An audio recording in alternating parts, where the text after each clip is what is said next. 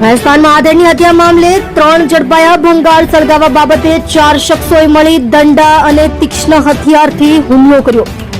Surat Dindoli overbridge નીચે ઝાકીર પઠાણની હત્યા કરનારા 2 આરોપીઓ પ્રીતમ શર્મા અને શુભમ મરાઠેને પકડી પાડતી ડિંડોલી પોલીસ સુરત ભેંસવાન વિસ્તારમાં ઓવરબ્રિજ પાસે આવેલા પાંજાપોળ નજીક એક ભંગારના ગોડાઉન બહાર પ્લાસ્ટિકનો કચરો સળગાવવા જેવી સામાન્ય બાબતે મોટો ઝઘડો થયો હતો. આ નજીવી તકરારે લોહિયાળ સ્વરૂપ ધારણ કર્યું હતું, જેમાં એક 52 વર્ષીય આધેડની નિર્મમ હત્યા કરી દેવામાં આવી છે.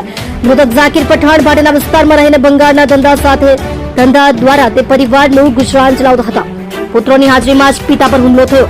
મંગળવારે બપોરે જ્યારે ઝાકીરભાઈ પોતાના ગોડાઉન પર હતા ત્યારે પ્રીતમ અને શુભમ નામના યુવકો સાથે સામાન સળગાવવા બાબતે તેમનો ઝઘડો થયો હતો. મામલો વિચકતા ઝાકીરભાઈ મદદ માટે પોતાના 2 પુત્રો શાહરૂખ અને શાકિરને સ્થળ પર બોલાવ્યા હતા. જોકે સામા પક્ષે પણ 5 થી 6 શખ્સો એકઠા થઈ ગયા હતા અને વાતચીત કરવાના બદલે સીધો હુમલો કરી દીધો હતો.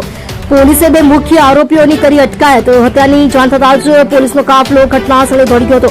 પોલીસે ત્વરિત કાર્યવાહી હાથ ધરીને મુખ્ય આરોપી પ્રીતમ રામ નારાયણ શર્મા અને શુભમ બાલકૃષ્ણ મરાઠેની અટકાયત કરી લીધી છે.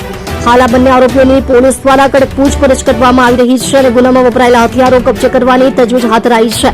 ત્રીજો આરોપી હોસ્પિટલમાં પોલીસ જાપ્તા હેઠળ. આ હિંસક અથડામણમાં માત્ર ફરિયાદી પક્ષ જ નહીં પરંતુ આરોપી પક્ષના કિરણ ઉર્ફે ચેતન બાવિસ્કરને પણ ઈજાઓ પહોંચી હતી.